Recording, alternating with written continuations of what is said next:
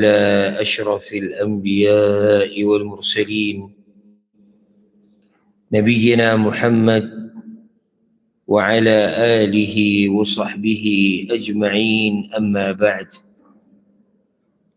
الله رب العزت برحمه وكرم سرا من زكاة مسائل بينول عمدة الأحكام كتابنا. بدي كتاب كي هر مسئله چې بیان شوې ده نو هغه د رسول صلی الله علیه وسلم دا حدیثونه او بیا حدیثونه چې دي هغه صحیح بخاري او صحیح مسلم کې دي. ځکه موږ دې درسونو کې دا نه وایو چې دا حدیث ضعیف دی او د دې سند دا ده، ټول صحیح بخاري صحیح مسلم کې. فایدې دپاره ته دا خبره ذکر کوم لکه موږ د زکات مسایل دومره تفصیلا بیان کړو او د زکات فضائل او د زکات حکمتونه او زکات به چاله ورکوي او چاله به یې نه ورکوي او د سرو زرو د سپینو زرو زکات، د نقدو روپو زکات، څاروو زکات، د ځمکې نه چې سره وځي فصل او میوې به یې کې زکات. دا تفصیل په قرآن کې نشته. دا فایده یې ده چې دا تفصیل په قرآن کې نشته. قرآن کې بنیادي مسله ذکر شوې ده چې زکات ورکوي. زی په زی دا خبر الله بیان کړی دی زکات ورکوي او د خلکو صفت یې کړی دی او بیا پکې هغه خلک ذکر کړي چې چاله به زکات ورکوي. دا قرآن کې شته، هم تفصیل نشته، خو لنډه خبره بیان شوې ده چې دې خلکو له به ورکوي. اوس دا کس څوک دی، تعریف یې څه دی، د زکات نصاب څو دی، د کال دا مسله چې په دې به کال تېرېږي، که په منځ کې نصاب کم شي سبا کوو، که په منځ کې د نصاب نه پیسې زیاتې شي سبا کوو. دا ټولې مسلې بیا حدیثونو کې دي. نو چې څوک حدیث نه مني هغه دین نه مني. لکه چې کوم سړی اوچتېږي لږ یې وایي چې یاره حدیثونه داسې او حدیثونه داسې او ته زکات ورکوې، نو دی خو انکار نشي کولی. ته دی وایي زه قرآن منم، قرآن کې خو زکات راغلی، دی وایي چې هو زکات منم. ته زکات وایه چاله ورکوې، څومره ورکوې او کله یې ورکوې. درې سوالونه دي. څلورم ورسره که او د څه نه یې ورکوې. د دې وایه ماله جواب راکړه قرآن، صرف به د قرآن نه راکړې. ځکه چې هغه کم انسان او کم شخصیت چې الله را لېږلی د قرآن د بیانولو دپاره دی او د وضاحت دپاره، هغو ته نه مني. هغو ته زه حدیث نه منم، صرف قرآن نه. دا یو لویه فتنه نن سبا راوتې ده. موږ چې قرآن صرف منو، نو قرآن خو ځای په ځای وایي د پیغمبر ومنه، نو بیا ته قرآن هم نه دی منلی. داسې یوه خبره ذهن ته راغله چې دا موږ چې دومره تفصیل کوو لګیا یو د هرې مسلې، نو دا موږ په څه کې لګیا یو؟ په حدیثونو کې لګیا یو. ښه، اخرنۍ مسله موږ دا بیان کړې وه چې د ځمکې نه چې سره وځي نو آیا په هر څه کې، په هر فصل کې، په هر میوه کې، سبزۍ کې زکات دی که نه؟ په بعضو سیزونو کې دی، بعضو کې نه دی. او که دی نو نصاب یې څه دی او څومره به ترې ورکوې؟ د ټول تفصیل ذکر شوی. اوس د هغې نه بعد مؤلف حدیث راوړی د ابوهریره رضی الله عنه. اصل کې دا حدیث دې دپاره راوړی دی چې یو خزانه تا ته میلاو شي. په ځمکه کې خزانه ښخه کړې شوې ده د جاهلیت د زمانې، نو ته به د هغې نه څه ورکوې؟ دې دپاره دا مسله راغلې ده. هغه حدیث کې دا د رسول صلی الله علیه وسلم وایي العجماء جبار. العجماء جبار معنا چې څاروی راولګي او چاله نقصان ورکړي. څاروی راولګي، اوس تا څاروی تا ساتلی او هغه راولګي نو چاله نقصان ورکړو.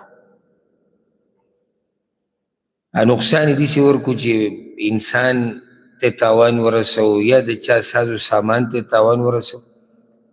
رسول الله وسلم وایي جبار. دا جبار یو معنی دا معاف دی یا بې تاوانه دی، د مالک نه به د دې تاوان نه اخیستی کېږي. العجماء جبار. او د څاروي ته او زناور ته عجمه په دې په عربي کې دا خبرې نشي کولی، نو ځکه ورته ویل کېږي العجمه.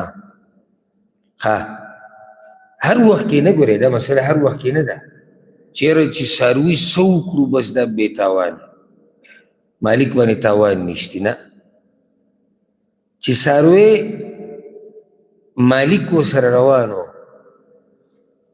مالک ورسره و، یا د دې چلوونکی و، یا پې څوک سور دی، یا چا په کرایي، یا په هر څه چې راغستی د خو سره یو کس روان دی او ده تاوان ورکو، نو بیا د کس ذمهوار دی.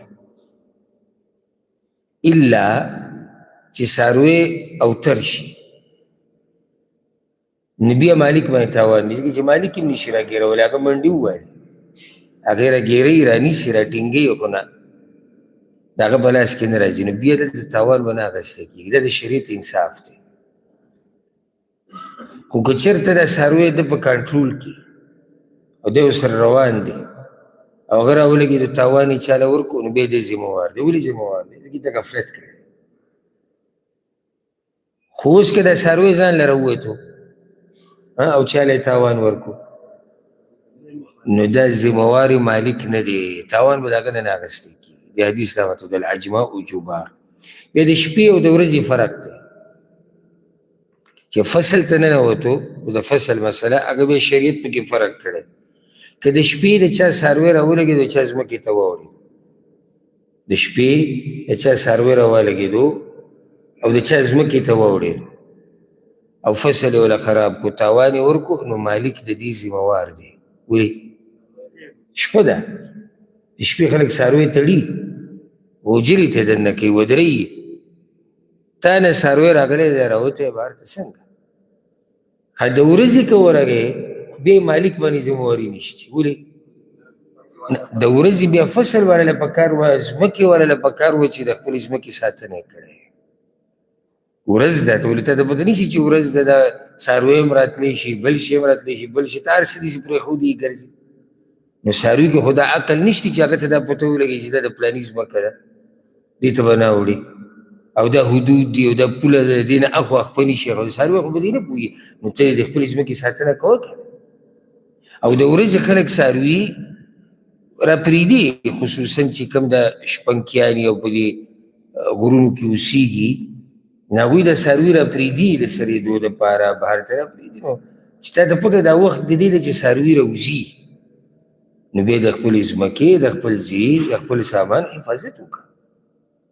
د شپې اوس څوک بیا خپلو ځمکو ته نه ناست، د شپې چې ما به کټ راوړی به زه به پروت یم هلته چې دې ته څاروی را نه شي.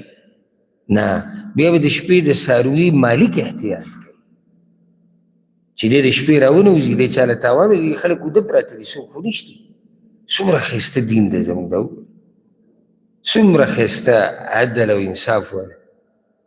او بل داسې دین دی که نه چې د صحیح عقل سره موافق دی. یعنې دا ټولې خبرې فطرت یې مني، دا ټولې خبرې فطرت مني. اوس که داسې وویلی شو چې په هر حال کې تاوان د څاروي به مالک دی، فطرت پکې لږ متردي دي چې په هر حال کې اوس څاروی دی، بې واکه شو، کاواک شو، سیچل دې وشو او منډې کړې او ټول کیله پسې منډې ویې راګېرولی نه شي، هغه چاله تاوان ورکړو، ذمهوار مالک دی. دا خبره فطرت مني؟ نه مني فطرت. مالک غریب خو ځان له پسې منډې ویله وړې راغستې، نه هغه څاروی په خبره پوهېږي، نه خبره اوري، خو کاواک شوی. دا راته پکې منځ کې فایده راله. دا هم ګوره د الله احسان دی په موږ باندې چې دا دومره لوی لوی مخلوقات یې زموږ دپاره مسخر کړي دي.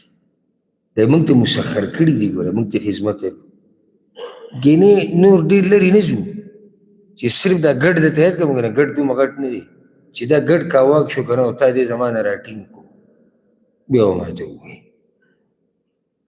لوی ثابت اوښ نه اوښان به روان او یو به ورته بس معمولي نری کمزوری غونته کې انسان به هغه به ورته اشارې کوي او کله به چوکه نیسي، کله یو طرف ته تا وایي، کله بل طرف. دا الله مسخر کړي. ته دا سوچ مه کوه چې ګوره زه طاقتور یم. ګنې که دې اوښ دله یو پورې به دې خولې کې ونه که نه، بعضې دې ګریوانونه داسې اوچت کړي دي، ته به دې ځان بچ هم نه کړي. او چې یو لته یې دله درکړه که نه، او ویډیوګانې هم نه دي دا قربانیانې چې کېږي دا غواګانې او دا میښې، 100 کسان به راغلي، میښه به راسملوي، له پاسه پې ناستي او چې چاړه را نږدې کړي هغه ټوپ کړي، دا 100 دې زیات خواګوزار کړي. دا خو الله مسخر کړي دي، زموږ زور کوم ځای کې دی؟ دا د الله احسان دی. بل وګوره رب العالمین ته د انسان یې په دې مخلوقاتو کې عزتمن ګرځولی دی، نو دا مخلوق یې د ده تابع کړی دی، د باقي. و دې اسمان ته وګوره، دا الله موږ ته مسخر کړی دی. ته دا اسمان څنګه ځان ته مسخر کړي؟ دې ځمکې ته وګوره، الله زموږ د فایدې لپاره موږ ته مسخر کړي. اوس که دا معمولي وخوځي ته به راټینګه کړي؟ معمولي جټکه پرې راشي، اوس بیا موږ خبرونه اورو چې هلته دومره مړه دي او دلته دومره مړه دي او هلته دومره مړه دي. که دا ځمکه همیشه خوځېدې ته هلته ما نه څنګه ژوند دی؟ دا ټول د الله رب العزت احسانات دي په موږ باندې چې دا دومره څه یې موږ ته مسخر کړي زموږ د فایدې لپاره. په دریاب کې به کشتۍ روانې، د سوچ خبره ده. هغه دریاب چې د هغې د ویښ پته به نه لګي چې کوم ځای کې دی، دومره ژور، او په هغې کې د هغې په سر به کشتۍ روانې، په هغې کې به خلک ناستي او هغه طرف ته یې تاو کړه او دې طرف ته یې تاو کړه. دا اوبه د دریاب الله موږ ته مسخر کړی دی. ګینې چې کله پکې چپه راشي خیر وي که نه؟ الله اکبر. هغه چپې داسې راځي د دریاب، بعض دریابونه دا چپې چې وینې لکه غر، د ځان سره هغه کشتۍ مشتۍ هر څه به بل طرف واړې. که همیشه دا چپې داسې وی، دا اوبه داسې وی، تا ومانه سفر کړی و؟ ها د هوا کې چې د انسانان الوځي په جهازونو کې، دا موسم ورته داسې برابر دی. معمولي موسم خراب شي، معمولي اعلان شي بس فلیټ کینسل شو، ولې موسم یې برابر نه. که دا موسم همیشه داسې وی ته زما نه چېرته تلې؟ نو الله رب العزت لوی احسانات په دې خپلو بندګانو باندې کړي. نو العجماء جبار د دې مطلب دا دی. بیا رسول صلی الله علیه وسلم وویل بئر جبار،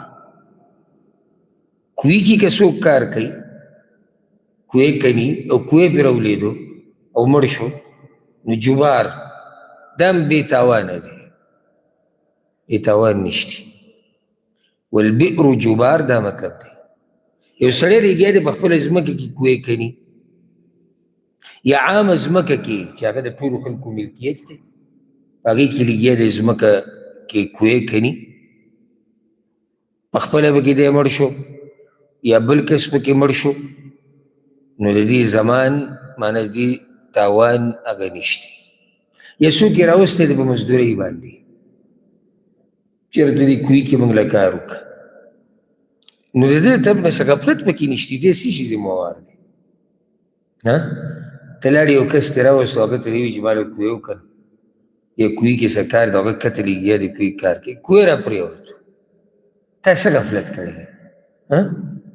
هېڅ غفلت نه یې کړی، ته د څه شي ذمهوار شو؟ په یو حال کې ذمهوار یې، یو حال کې ذمهوار یې چې د مسلمانانو په لاره کې د کوی که نسته، د مسلمانانو عامه لاره د کوی لار نه وي، او تا پکې څه جل کړی؟ کوی دې که نسته دی، یا کوی دې که نستو څوک پکې مړ شو، یا یو کس په هغه طرف تېرېدو وایي ته راولېدو مړ شو، ته یې ذمهوار یې. ولې؟ لاره کې دې جوړ کړی، لاره کې څوک کوی نه وباسي. نو خبره ګوره، ماته بیا که خبره شو چې دا دین د صحیح فطرت سره برابر دی. دا خبره اوس عقل او صحیح فطرت یې مني چې تا چې په لاره کې کوی ویستو، خو ته به یې ذمهوار شو. یا په پردي ځای کې لګیا دی کوی وباسي، په پردۍ ځمکه کې، نو هلته به یې دی ذمهوار دی، ځکه چې بې اجازته په پردۍ ځمکې کې بې اجازته لګیا دی او په هغې کې یو انسان مړ شو، نو دی څه دی؟ ولې ذمهوار دی؟ پردۍ ځمکه کې. او دویمه خبره بې اجازته، تپوس خو یې نه دی کړی، نو تا ته شرعاً اجازت نشته چې شرعاً درته د یو کار اجازت نشته او ته لګیا یې پکې، نو بیا ته لایق د دې چې ته د دې ذمهوار شي.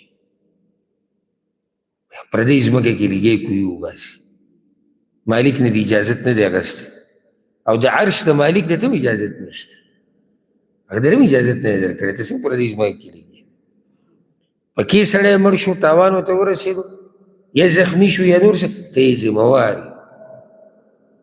خو که داسې نه وي نو بیا دی ذمهوار نه دی. والمعدن جبار، رسول صلی الله علیه وسلم المعدن جبار. معدن په عربۍ کې کان ته وایي، کان یو غرونو نه چې دغه راوباسي د قیمتي کاڼي کویله ترې راوباسي نور داسې څه ترې راوباسي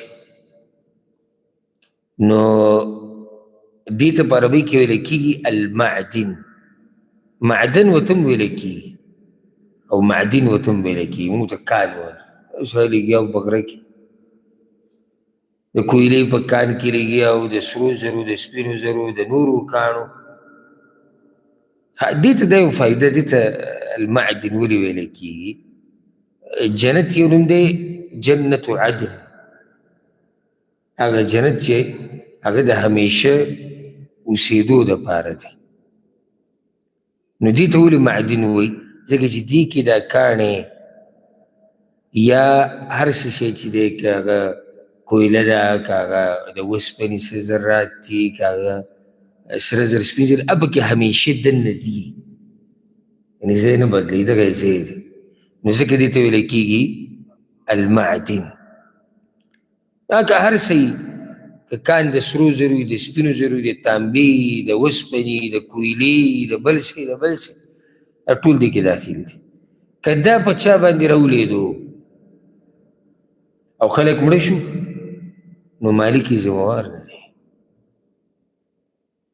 بعض خبرې داسې چې انسان پکې غفلت نه یې کړی او کار وشي نو ته په دې څنګه ذموار یې خیال هم دی که نه لکه اوس په دې کې ښه یو سړي لګیا دی کار کوي پکې احتیاط یې کړی دی خو غره ته څنګه راټینګې او راغی ټول او سړی مړ شو نو چې مړ شو نو دی دغې ذموار نه دی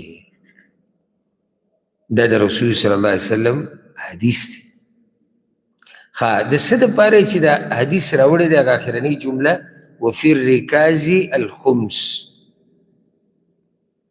رکاز خزانې ته وایي او هغه خزانه چې خښه کړې شوي د جاهلیت د زمانو پخوانۍ او چاته میلاو شوه نو دی به ترې خمس ورکوي خمس پنځمه حصه به ترې ورکوي او د دې په تعریف کې اختلاف ته راجح داره چې ریکاز هغه مال ته وایي چې هغه خښ کړی شوی د هر څه د هر شي خزانه چې هغه خښ کړی شوي د جاهلیت د زمانې نه د څه د زمانې نه د جاهلیت د زمانې جاهلیت موږ ولې وایو که چېرته دا د مسلمانانو مالي نو بیا خو دا لقطه دی موندلی شوی مال خیال هم دی که نه څنګه دی پردی د مسلمانانو مالوي بیا خو به دی د دې تعریف کوي خلکو ته به وایي چې داسې صحابانو ماته میلاو شوی دا به د چایي بیا خو دغه مسله شو اوس مې یو سړی دا وایي چې د دې به څه په طریقې چې دا د مسلمانانو کې دا کافران یا د جاهلیت د زمانې دي علماو دا خبره ذکر کړې ده لکه امام ابن قدامه او نور وګوره نښې پې ښکاري د نښو نه پته لګي لکه د جاهلیت د زمانې د هغوی د باچایانو نوم پې دی یا د هغوی د بوتانو نښې پې دي څه د صلیب نښې پې دي بل څه پې دي بل څه پې دي موږ ته پته ولګي یاره دا د پخوانۍ زمانې د مسلمانانو نه د مسلمانانو د معلوم پته لګي هغې هم خپلې نښې کیدای شي ته د سامان لټۍ سزي کې د الله نوم لیکلی د مسلمانانو د چې د تیر شوو زړو باچایانو نوم پې پروت وي یا د یو والي د وزیر نوم پې پروت وي یا د قرآن څه برخه پکې میلاو شي یا برخه پې لیکلی شوي نو د هغې نه اندازه ولګېده چې دا مال د چا دی دا د مسلمانانو دی نو د دې نه به څه ورکې د دې نه به پنځمه حصه ورکې خمس اوس دا فایده یاده کوي چې په دې کې دا نصاب ګوره شرط نه دی ښه لکه اوس یو سړی د ځمکې کنسته او خزانه ورته میلاو شو نو دی وایي چې یاره دا خو به اوس کته غواړي چې نصاب ته رسي او که نه رسول صلی د نصاب خبره نه ده کړې که دا مال ډیر دی او که لږ دی ته به ترې خمس ورکوې یو مسله شوه بله مسله په دې کې دا نشته چې کال به ورته انتظار کوي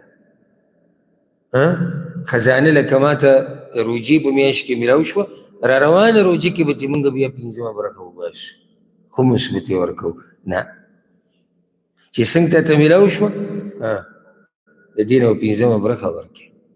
فرق څه دی ریکاز کې د خزانه کې او د باقي دا کوم زکات چې موږ ورکوو د مالونو نه، دې کې یو څو فرقونه. یو فرق هغه دا دی چې دې کې به کال انتظار نه کوي، او د زکات چې کومه مسله ده باقي چې کوم څه کې به زکات ورکوي هغې کې موږ څه ویو یو کال به ورته انتظار کوي، پوره کال به تېرېږي. دویم فرق پکې څه دی ریکاز کې نصاب نشته او په د نور سره چې موږ زکات ورکوو په هغې کې څه دی نصاب دی. تاسو دې کوي پوه به شوي که. بل فرق هغه دا دی چې دا نور مالونه او څه چې موږ سره دي په هغې کې به بعضو څیزونو کې زکات شتي بعضو کې نشتي. خزانه کې چې تا ته څه میلاو شو د دې نه به خمس ورکوې. بله مسله پکې دا ده زکات کې موږ وایو چې یا عشر دی یا د لسمې نیمه برخه ده په 40 کې روپۍ ده، هلته دا نصابونه دي مقدار دی د زکات ورکول. دلته مقدار څه دی خمس 5مه برخه به ورکړي، دا هلته نشتي. نو دا یو څو فرقونه یاد ساتئ. د هغې نه بعد حدیث راوړی د ابو هریره رضی الله عنه وبعث رسول الله صلى الله عليه وسلم عمر رضي الله عنه على الصدقة. رسول صلى الله عليه وسلم عمر بن خطاب رضي الله عنه لګلو د صدقې د راجمع کولو لپاره. دا مسله ما تاسو ذکر کړې و چې په شریعت کې زکات هم صدقه ویل کېږي. صدقه خو ده اوس موږ د عام چې کوم عوامي موږ صدقه څه ته وایو نفلی صدقه او دی واجب ته څه وایو زکات. صحیح ده هېڅ خبره نه ده.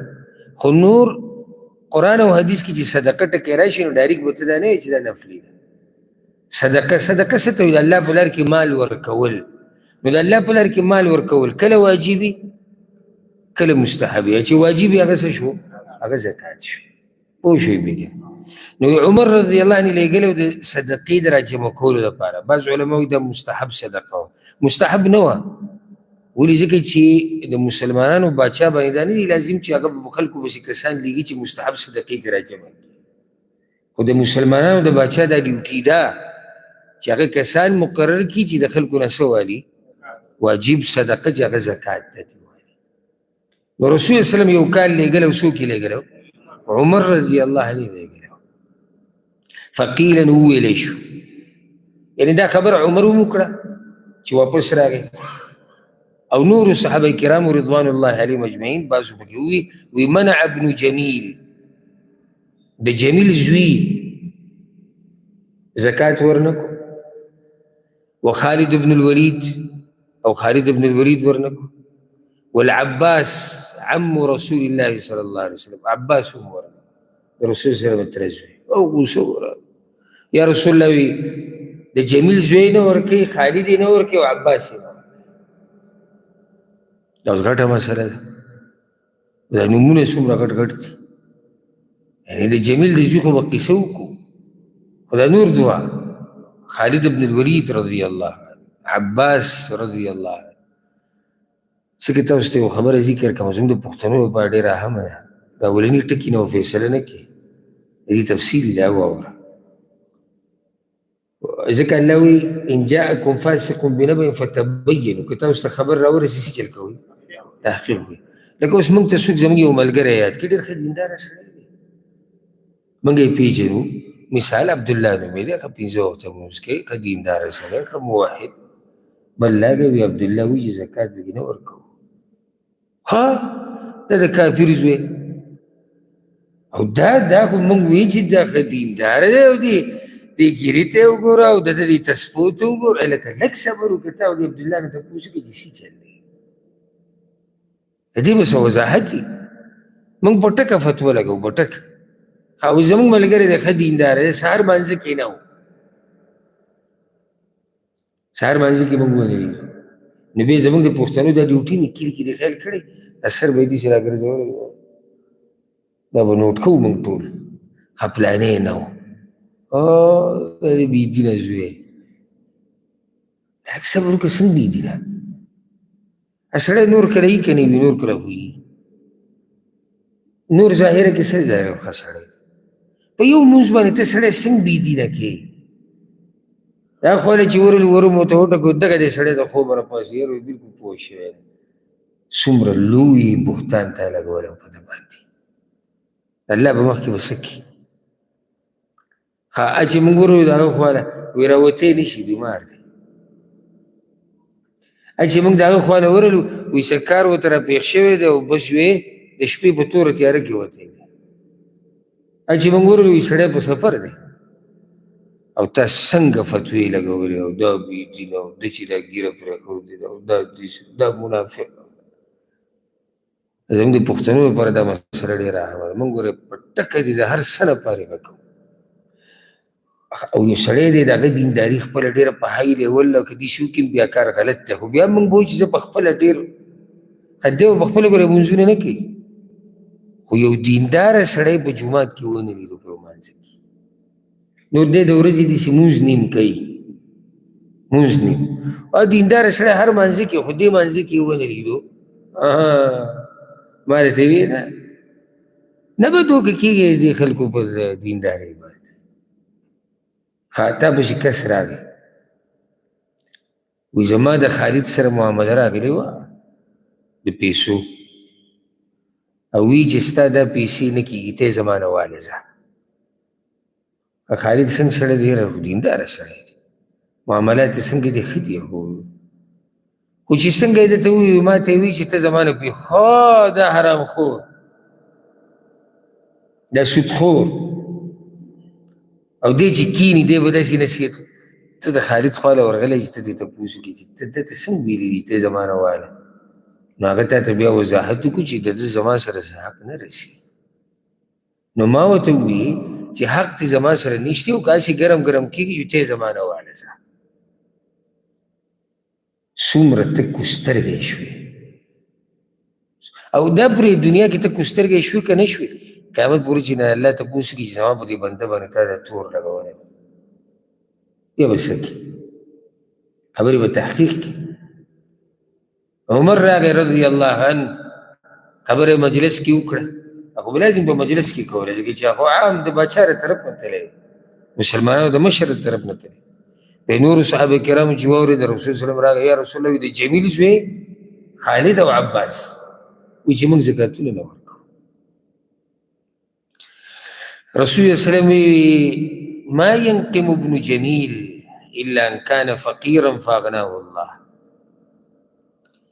جمیل خو به په دې نه ورکوي دی ورته د زورنې نه ووایي د جمیل زوی خو به په دې نه ورکوي ځکه چې دی غریب و الله مالداره کړی دی که نه نو الله مالداره کړی دی جو نه به یې ورکوي هغه زورنه وه دا ابن جمیل لاغلی دی ده په نوم کې اختلاف دی مشهور دی چې د نوم عبدالله ابن جمیل او بعض داسې تاریخ کې راځي بعضو کې چې دی اوله کې منافق او بیا وروسته د منافقت نه توبه ویستې او الله دې ډېر اوچت مسلمان جوړ کړی نو ده په هغه ورځو کې دا خبره کړې وه چې زه زکات نه ورکړو رسول سلم د غصې نه ووایي ابن جمیل خو په دې نه ورکوي ځکه چې غریب وي الله مالداره کړی دی الله پې احسان کړی دی که نه خیر همدې داسې زورنې جمله ده لکه کله ته اوس یو کس ته ووایه که نه چې یاره هغه پلانې ستا خواله نه راځي او زه درسره نه نو تا خو به زمونږ خواله په دې نه راځي چې موږ ورسره ښه کړي وو که نه ځکه به نه راځي دا زورنه ده چې لکه ته الله مالدار ښه نو دی اوس څنګه مالداره شي الله څنګه مالداره کړی یعنې دی اول په کفر کې و الله مالداره کو اول په څه باندې په ایمان او په اسلام دا مالداري نه ده دویمه د مؤمنانو چې جهادونه کړي دي غنیمتونه راغلي دي مالفۍ میلاو شوی دی مسلمانانو ته رزق پراخه شوی دی یو رسول سلم ووایي ځکه به یې نه ورکوي د دغو خبره دا ده واما خالد هر چې خالد دی فانکم تظلمون خالدا نو تاسو د خالد سره سره ظلم کوئ ولي وقد احتبس أدراعه وأعتاده في سبيل الله دا غسر چې زغري دي اسلحه ده اخو ارس ده الله په لار کې وقف کړي نو پای ته ورسې دي تاسو د زکات ومنئ دا تاسو د هغه سره ظلم کوئ یو سړي سره نصاب نشته او هغه څه چې ورسره دي نو هغې هم الله دپاره وقف کړي نو ته دې زکات ته څه غواړې په دې د پاسه به زه زکات راکړم بعضو علماو داسې تشریح کړې ده چې د خالد رضی الله عنه سره زغرې او اسلحې ډېرې وو جنګونو هغه پېژندو او هغه جنګونه پېژندل او په دې مشهور وو هغه اسلحې ډېرې وو دوی پسې ورغلي دي ورته ویلي چې ته دې زکات به ورکوې دوی ته دا مسله داسې بیان کړې لکه دا داسې ورته حساب کړی لکه اوس یو سړی دی د هغه سره د کاروبار سامان پروت دی خرڅوي را خرڅوي نو په دې کې زکات شته که نه شته شته پکې هغوی د ده د اسلحه او د ده د سامانونه دی داسې حساب کړي دې کې زکات رسول صلی الله علیه وسلم الله بندګانو هغو د هر څه الله لپاره وقف کړي چې تجارتونه خو پکې نه کوي نو تاسو د خالد سره څه کوئ وی ظلم کوئ واما العباس هر چې عباس دی د رسول صلی الله علیه وسلم تره فهي علی ومثلها عمره دغه زکات په ما شو او د هغې په شان یعنی د 2 کالو زکات په چا شو رسول صلی الله علیه وسلم په ما شو د عباس نقل هر شي اوس ولې د عباس نقل هر شي علما دې 2 وجې بیانوي یوه مشهوره وجه دا ده او بعضو روایتونو کې راغلي دي چې د عباس راغلی په رسول صلی الله علیه وسلم پسې یا رسول الله که زه د روان کال زکات اوس ورکړم دا مسله ما تاسو ذکر کړې وو نو دا ورکولی شم که نه رسول صلی الله علیه وسلم ورکولی شي نو هغه د 2 کالو زکات ورکړی نو رسول صلی الله علیه وسلم د هغه نه غلی شي او بعض علما وایي چې نه مسله دغه نه وه رسول صلی الله علیه وسلم وایي احتراما چې زموږ تره دی نو د عباس دا قصه پرېږدي د ده د طرف نه دا زکات به څوک درکړي دا به زه درکړم او د 1 کال نه د 2 کالو به درکړم تره دی مشر دی بیا عمر ته وی یا عمر ای عمره اما شعرت ان عم الرجل صنو ابيه تا ته دې خبرې پته نشته چې د سړي تره د پلار په شا دی دا خبره ورته اوس ولې وکړه سوال نو جواب دی ورته به دې ووایي چې تره د چا په شا دی پلار په شا نو دی زما څه شو د پلار په شا نو د پیغمبر د پلار په شان چې شي هغه پسې بیا دا خبرې مناسب نه دي چې زکات نه ورکوي او دې څه دغه دا د هغه د ادب خلاف دي یو ته دې دلاسه یو ته دې دلاسه چې د دې زکات په ما شو که نه دا خو زما پلار دی دا زما پلار دی نو چې پلار دی چې بس د ده د زکات د 2 کالو دا په ما باندې شو دا به زه ورکړم د دې ځینه فایده راووته چې رسول الله صلی الله علیه وسلم وایي تره لکه پلار خو یاده که هر تره نه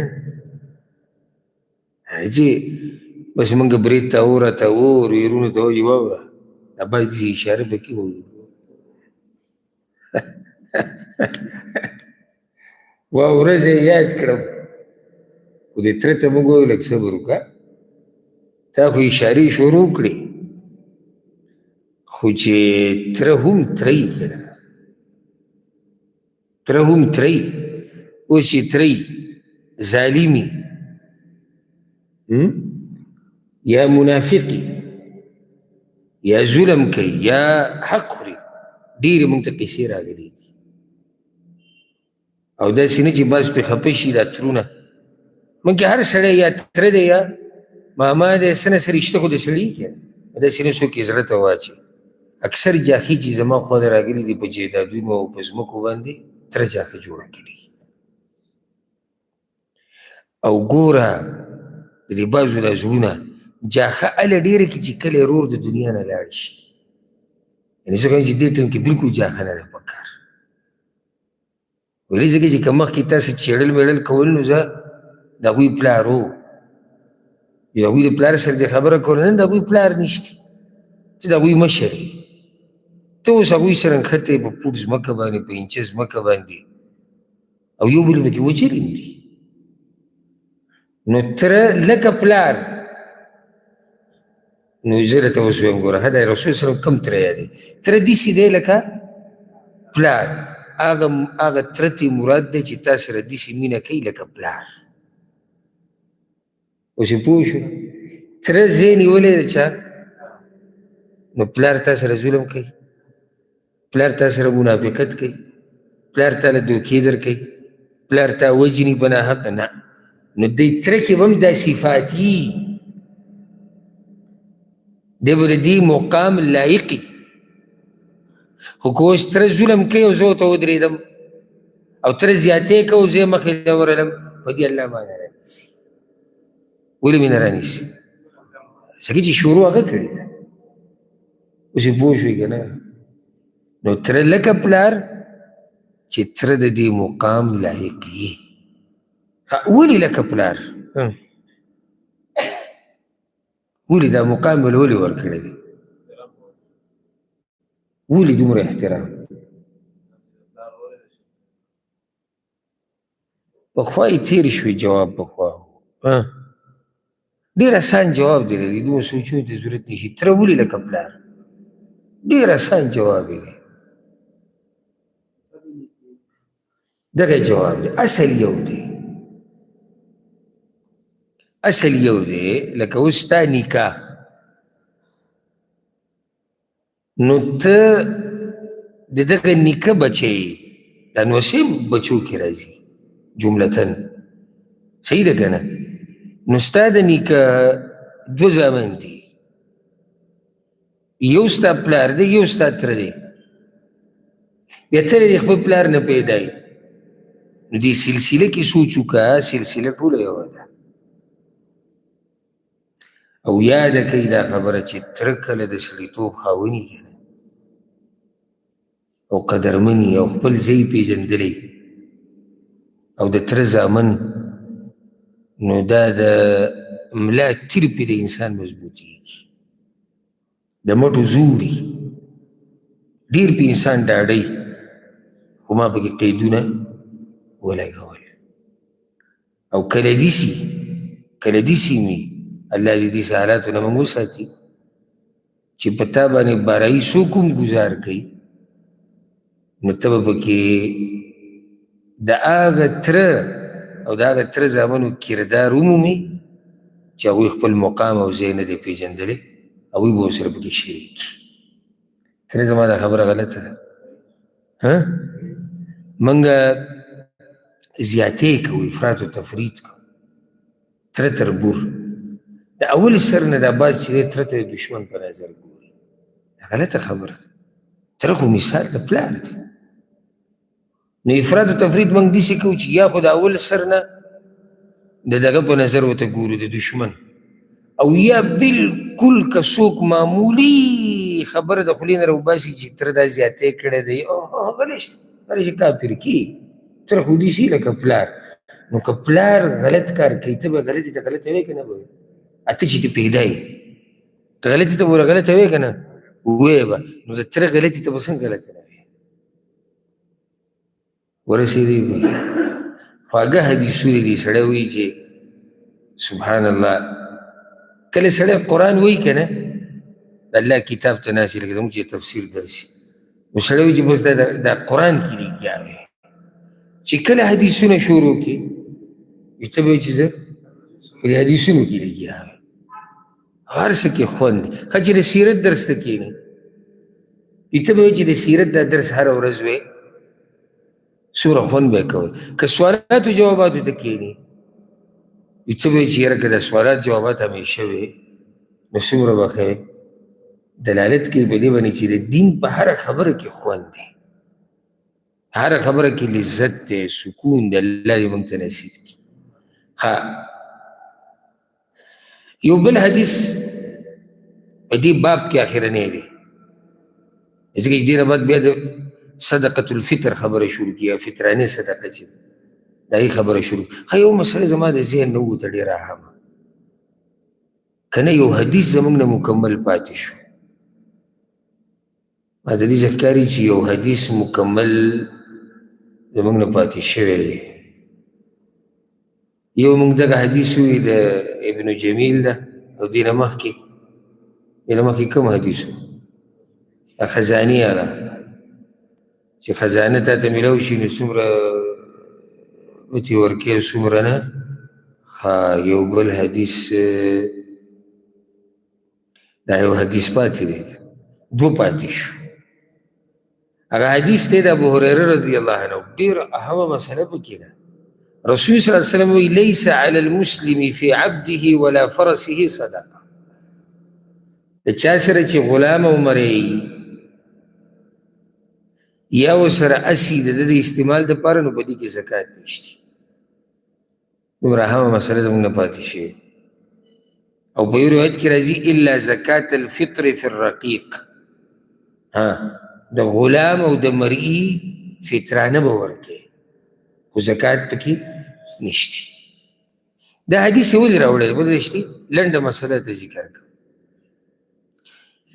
چې هر هغه شی چې ستا د استعمال دپاره دی تا ساتلی څه دپاره استعمال دپاره غلام او مرې چې پخوا به و د خلکو سره څه دپاره به د خدمت دپاره نو دې پکې زکات ولې ورکړي ذاتي خدمت دی اس چا ساتلی دی سورلي پې کوي نو اوس په دې باندې قیاس کوه کپړې ته چې اغوندې دې کې زکات نشته د کوم کور کې چې ته اوسېږي دې کې زکات نشته د کوم ګاډي کې چې ته ګرځې دې کې زکات اگر که سل ګاډي دې سره زموږ غټه مسله پاتې شوې اگر که سل ګاډي دې سره په دې کې زکات نشته ولې استعمال دپاره دی او دغه اختلاف که تاسو ته یاد وي موږ هغه سرو زرو په مسله کې ذکر کړی چې یو زنانه سره زر استعمال سره زر یو سره دې کې زکات شته او که نه کوم علما چې وایي زکات پکې نشته هغوی دا دلیل ذکر کوي وایي دا سره خو دې د استعمال دپاره اخیستی دي ډېرېږي خو نه چې تجارت خو نه دی نو ډېر ملګري موږ نه راته پوښتنه کوي ما سره موټر دی دې کې زکات شته که نه دا زموږ دا کور چې دی دې کې زکات شته او که نه نو بله مسله ورسره دا یاده که ګوره هر هغه شی چې ته پې پیسې ګټې سبب یې پیسو ګټلو کې هغه شي داسې تجارت نه کوي چې هغه خرڅی خو په هغې باندې څه کوې په هغې پیسې ګټې نو د دې په اصل کې او په راس المال کې زکات نشته مثال بېله درکړم لکه یو سړی دی هغه سره دی ګاډی په دې ګاډي باندې دی کوي ټکسي او دی راغی تپوس یې وکړو په دې کې زکات شته که نه نو موږ وایو چې د ګاډي په ریټ کې زکات نشته د ګاډي زکات نشته زکات څه کې دی په هغه پیسو کې دی کم پیسې چې ته په دې ګاډي ګټې که نصاب ته رسي پوه شو په دې مسله یو سړی دی د هغه سره یو مشینري ده مزدوري پې کوي په دې مشینرۍ مزدوري کوي زکات نشته په دې مشینرۍ نشته کمې پیسې چې پې ګټي که نصاب ته رسي زکات یو سړی دی بلډینګ دی په کې دوکانونه دي دوکانونه یې په کرایي ورکړي دي په دې بلډینګ زکات شته زکات په څه کې دی په دغه کرایي کې دی که نصاب ته رسي دې سره زموږ ډېرې مسلې حل شوې یو سړی دی ګاډی ورسره پکې دی سامانونه خلکو له وړي راوړي پیسې یې لري ډینه ده ورسره سوزکۍ دی ورسره ټریله ده ورسره بیا یې تپوس وکړو دې کې زکات شته که نه ته به له څه جواب ورکړې دې ګاډي کې نشته او که پیسې کمې چې ته ګټې که دا نصاب ته رسي او کال پې تېر شي په دې کې زکات شته راشه اوس بلې مسلې ده یو شی دی چې ته بلکل بعینه په هغې تجارت کې هغې باندې ته پیسې داسې نه ګټې چې ته پې مزدوري کې تا به کرایي ورکړی نه ته دا شی خرڅې را خرڅې او پیسې ګټې دې ته عروض التجاره وایي، د تجارت ساز و سامان. ما سره موټر دی، زه پې ټکسي کوم، دې ته څوک د تجارت ساز و سامان وایي؟ نه وایي. زما بارګین دی، زه پکې ګاډي خرڅوم را خرڅوم، دې ګاډو ته سامان د تجارت ویلی کېږي که نه ویلی کېږي؟ ویلی کېږي. نو عروض التجاره جدا مسله ده، پای کې زکات شتي. د هغې زکات به څنګه وباسي؟ لنډه دا مسله مو مخکې ذکر کړې ده. زکات دا مسلې تفصیلا تېرې شوي دي، خو بیا دلته راله چې ته کله کال پوره شو نو ته به د دې سامان ریټ ولګې. ریټ به کم یې ولګې؟ په دغه وخت کې چې ریټ د څه دی؟ د خرڅ د اخیستلو ریټ نه. ولې د خرڅ؟ ځکه چې ته د حساب وکړې نو ته یو شی خرڅې په 10 روپۍ، اخیستی تا به 15 دی. تا سره دلته دې ټایم کې 10 روپۍ دي که 15 دي؟ 10 ځکه ته په 10 خرڅې، نو زکات ته څنګه د 15 ورکوې؟ تا سره خو دي 10. نو دا د الله دین دی، ښه دې کې ګوتې وال نه وي پکار. زما خوا ته پکې بعض راغلي دي نه که بالفرض که ریټ داسې دی چې که د دې سوچ کړي چې هغه بل ریټ راته وایي. کم یو؟ کم چې ما اخیستی دی نو دی چې لږه زکات به راته لږ کم شي. تا خو په دې اخیستی دی خو ته یې خرڅی په څو، نو ته چې به څومره خرڅی تا سره خو دومره مال پروت دی. یو سړی دی سامان ورسره د 50,000 دی، خرڅی په 50,000، ده سره د څو سامان پروت دی؟ د 50,000. یاره وایي د ده سره د 2 لکه خو ده سره یوازې مشینري پرته ده. چې ته ورشې 2 لکه د خرڅولو دي، د اخیستې په لاک باندې ده، نو ته به ریټ ولګې د کم وخت؟ د هغه زمانې د هغه وخت چې د دې کم ریټ دی د خرڅ ته به هغه ولګې، بیا به د هغې نه زکات ورکړې. یو سړی دی دوکانې دی، د خوراک د سامانونه پکې خرڅوي، دی به څنګه زکات ورکوي؟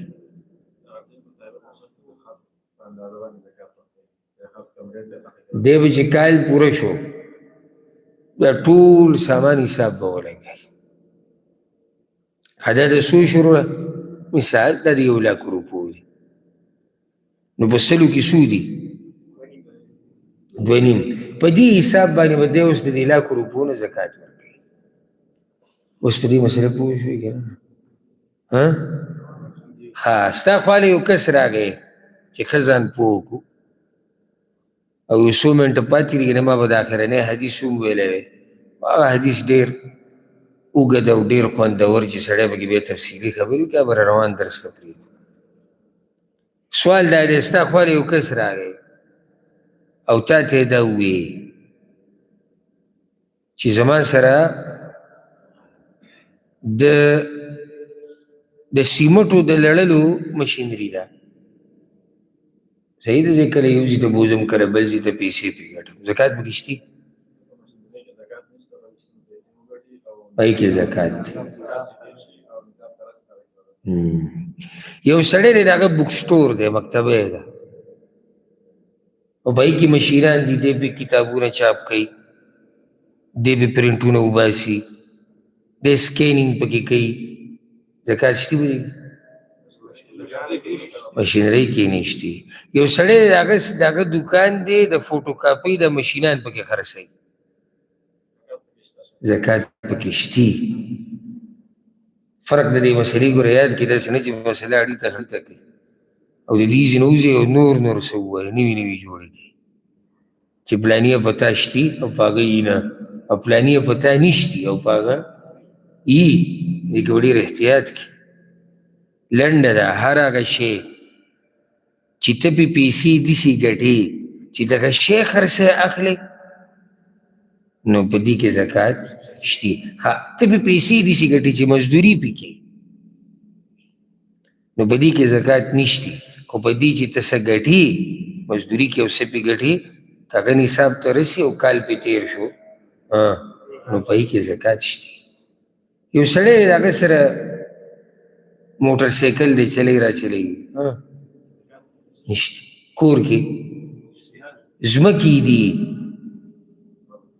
تفصیل له به راځو. اوس اکه تفصیل نه تفصیل ما عام سوال کړی یو سړی دی جیداد یې ډېر دی ځمکې اغستې دي یا نیکنی دی اغستې دي دی راغی تپوس کوي دې کې زکات شتي که نه جواب که دا ځمکې د ځان له ساتلي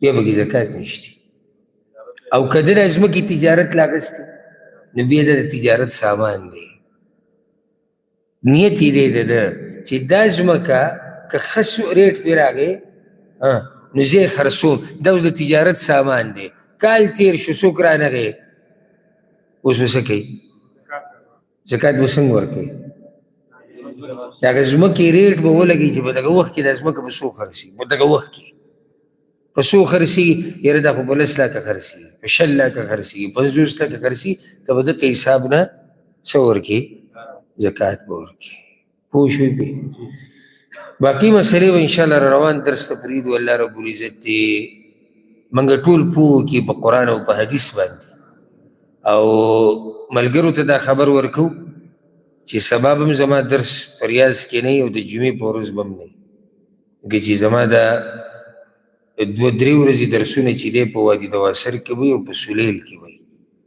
انشاءالله دلته په ریاض کې به در روان اتوار نه که جون ولا وغوښتنه شروع به کوو هذا والله اعلم وصلى الله وسلم على نبينا محمد